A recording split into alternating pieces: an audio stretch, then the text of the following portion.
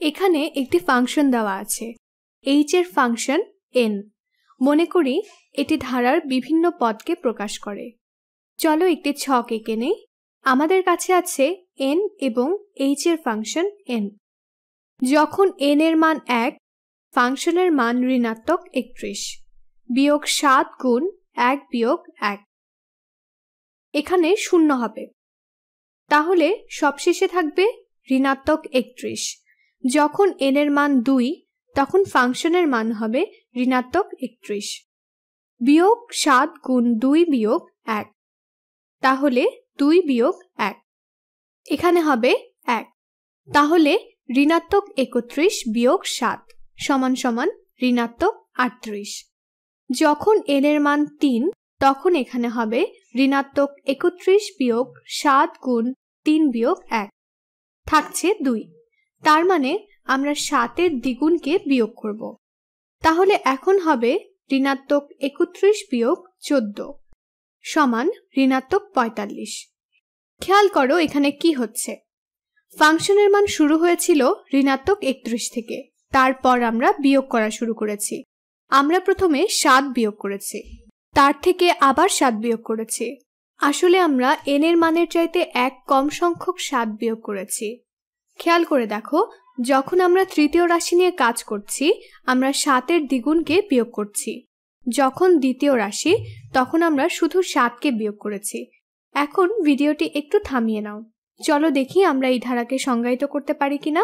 এখানে ধারার প্রথম পদ হলো ঋণাত্মক 31 এবং পরের প্রতি পদের জন্য আমরা প্রতি ক্ষেত্রে 7 করে বিয়োগ করেছি।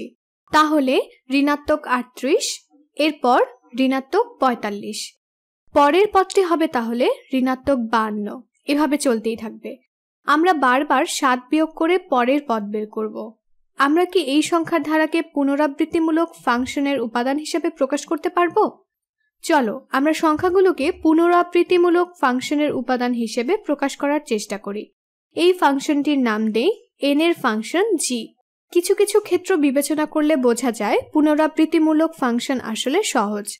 প্রথম রাশি n সমান 1 হলে n যদি 1 হয়, তাহলে ফাংশনের মান কত হবে? ফাংশনের মান হবে ঋণাত্মক 31। এবং যদি n এর মান 1 এর চাইতে বড় হয় এবং পূর্ণ সংখ্যা হয়, তাহলে সকল ধনাত্মক পূর্ণ সংখ্যার জন্য এই ফাংশনের মান পাওয়া যাবে। এখানে তাহলে আগের সংখ্যাটি হবে। তাহলে n এর ফাংশন g বিয়োগ 1 বিয়োগ 7 বিয়োগ 7।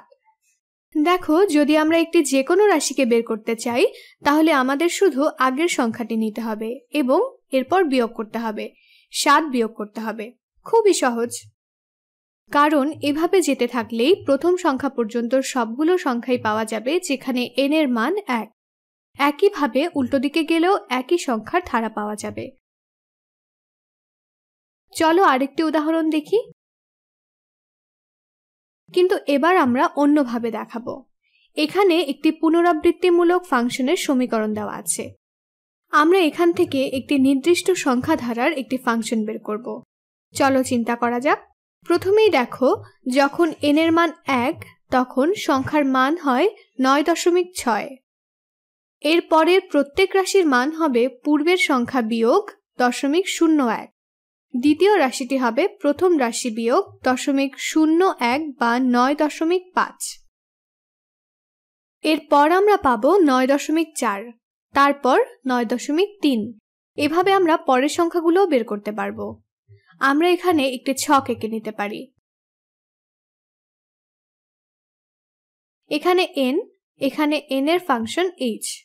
যখন n সমান 1, ফাংশনের মান 9.6।